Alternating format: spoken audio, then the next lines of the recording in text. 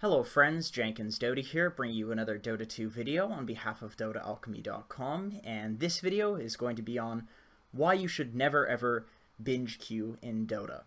And to some of the newer audience, this might sound a little ridiculous to, pay attention to your psychology like this in a game, but I really think that if you're looking to gain MMR, it is something you really need to do if you're actually looking to seriously increase your chances of winning a game, because Dota's a mentally exhausting game, to say the least. That's why the community is known for being so toxic to the outside world, because it's a game that really gets your blood boiling if you lose in certain situations, which is a good thing and a bad thing. It's a very exciting game as well. But anyway, the reason that I'm making this video is actually because I just had a string of 3 games.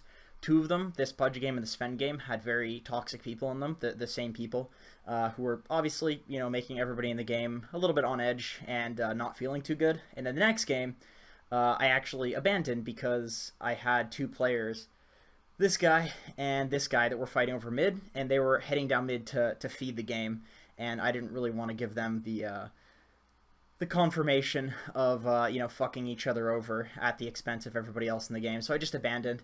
And that's why I'm actually making this video.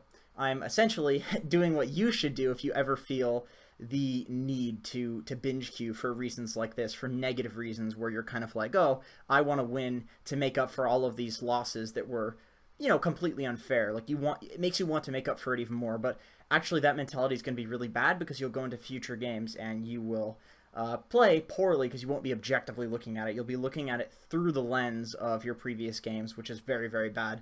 So, that's exactly why I'm making this video.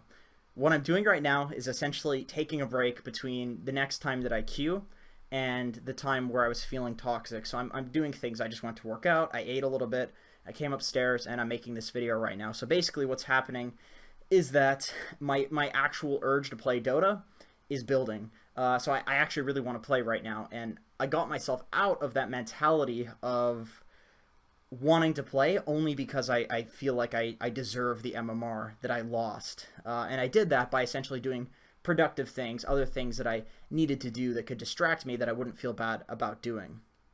So I want to show you guys a string of pubs that I had yesterday where I actually didn't stop myself from binge queuing, and that was obviously very bad. And that's another reason I wanted to make this video, because I kind of had a relapse yesterday in terms of I try really hard not to binge queue, and because that's one of the biggest ways to lose MMR. And yesterday I just could not help myself. I had to keep going. I really wanted desperately to have that win, to have that stellar performance. So without further ado, I will show you some replays of those games. So this was game 1 yesterday, the game that kind of set off my binge queuing spree. And the issue with this game was that this Tinker and I both had our icons placed on the middle lane.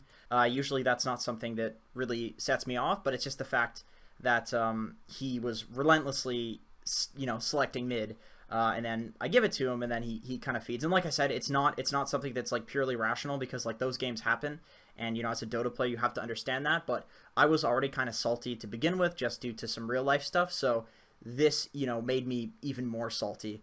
And not necessarily because he took a role, but more so because he bullied me out of a role and then proceeded to feed anyway. That's kind of like the gist of, what made me salty. And ideally, this is where I would stop queuing. It's very hard to stop queuing at this point because, like I said, in retrospect, it's clear that this is the first game where I was set off playing Dota for the wrong reasons. But I kept going because it's very hard to catch yourself in that first game, but you can have a second game where it's like, okay, that was really bad. I'm realizing I'm not playing in a good mentality, and I need to stop. But the bottom line is my reasoning for hitting the Q button in the next game was not because I wanted to play.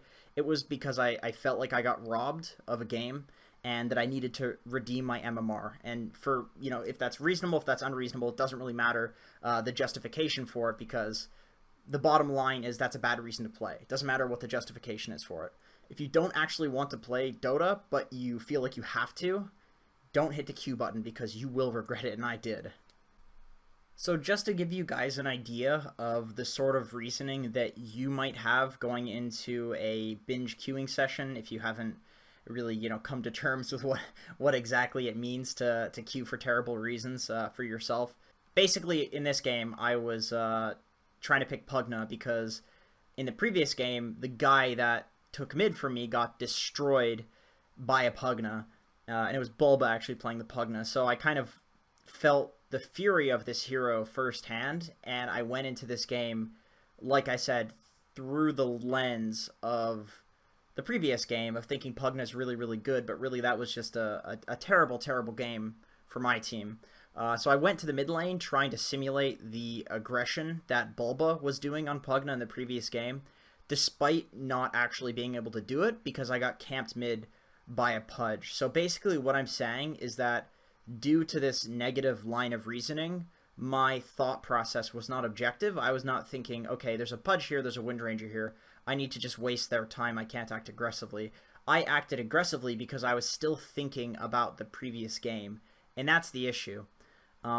Miraculously, thank Gaben, we somehow ended up winning this game in the hyper late game, but it wasn't because I played well or deserved the win. So this is game 3 of the night, and since that previous game went so poorly, I basically reasoned that if I want to win and want to guarantee that I win that juicy MMR back that I so-called deserve, I need to last pick something way more cancerous in the mid lane, and I went with the last pick, Broodmother.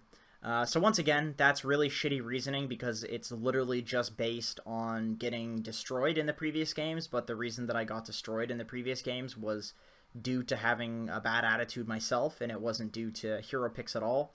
And if you're ever justifying your entire picking and drafting mentality by 2 games that you just felt really bad about because of mental reasons, then your drafting's not going to be very good. Let me tell you that.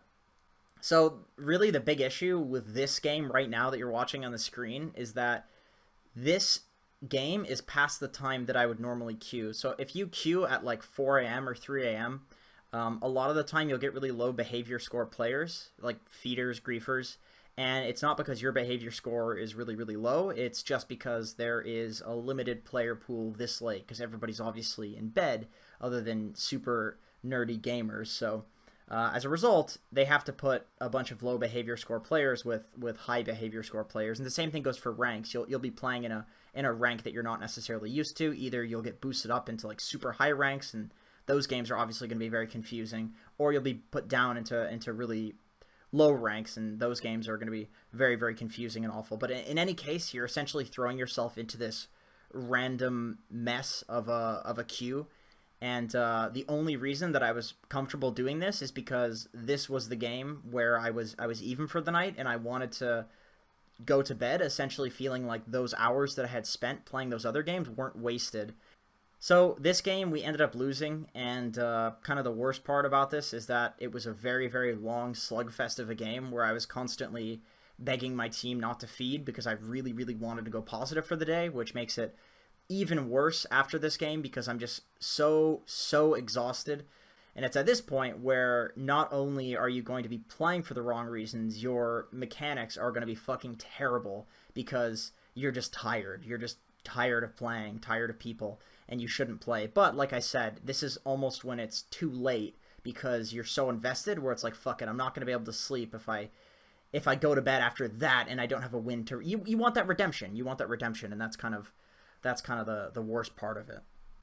After this point, I won't bore you with the details, but I basically had about 3 or 4 games with intentional griefers, which obviously lost me a lot of MMR, and it was basically because I was queuing into the same pool of toxic players. I was playing like trash because I was very, very tired, and I was emotionally exhausted, and I wasn't playing for good objective reasons, so I just lost. I lost a lot.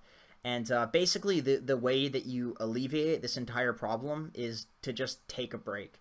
It's very, very easy. You just take a break. The hardest part is recognizing when you need to take a break.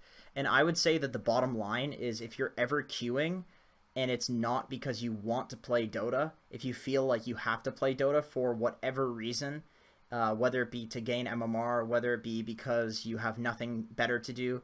If you're ever queuing for any reason other than actually wanting to play for fun, you're gonna play like shit, and that's when you want to stop and just do something else and wait until you do want to play, because you're going to play so much better.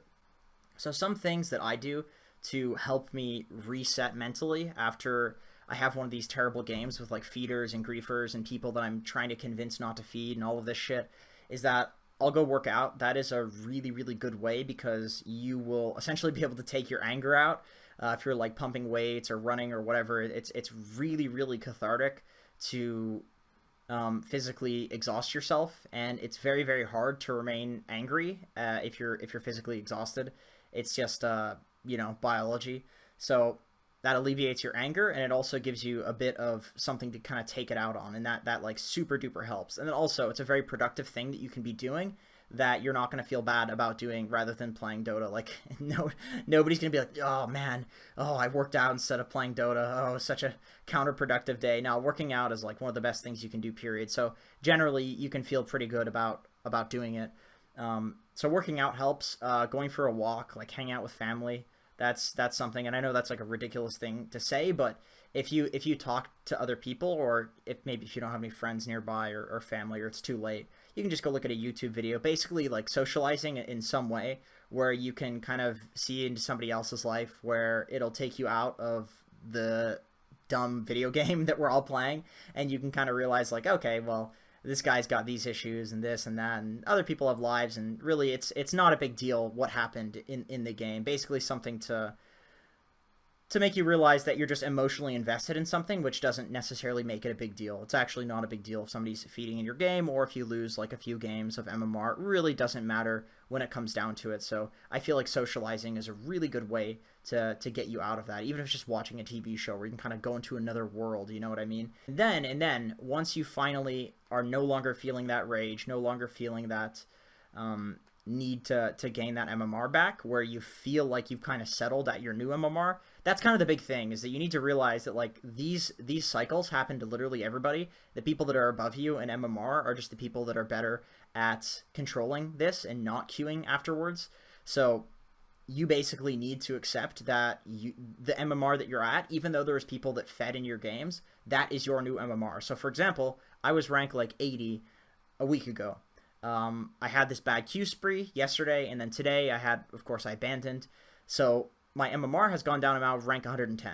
And I have fully accepted that I'm not a rank 80 player anymore. I'm a rank 110 player, because that is part of the game. Because every single person that is above me in the leaderboards is somebody who has to deal with this shit as well. And if I don't deal with it, then I'm going to go even lower and lower and lower. And at what point is it like I'm not a rank 80 player? You know, you can't just keep saying, oh, I'm a rank 80 player, I'm just tilting or whatever, or I'm just playing like shit because of these reasons. Like, how good you are at winning pubs is your MMR, period. Because every single person has to deal with the same shit in pubs. Nobody is an exception. So anyway, thank you so much for watching, guys. I know this was kind of a weird concept of a video, so let me know if you like this stuff. I think a lot about the psychology of stuff, and I wanted to do a video that was kind of the story of what I've been dealing with for the past few days, because the Sumail video did very well, and that wasn't bullshit. That wasn't some content where I was just like trying to clickbait Sumail. That was something that actually happened. So I figured, you know what, I'll just this is the story for me for the past few days, so I'm going to talk about this and just see how it goes. So let me know in the comments below. I do genuinely appreciate it, and I hope to see you guys in another video.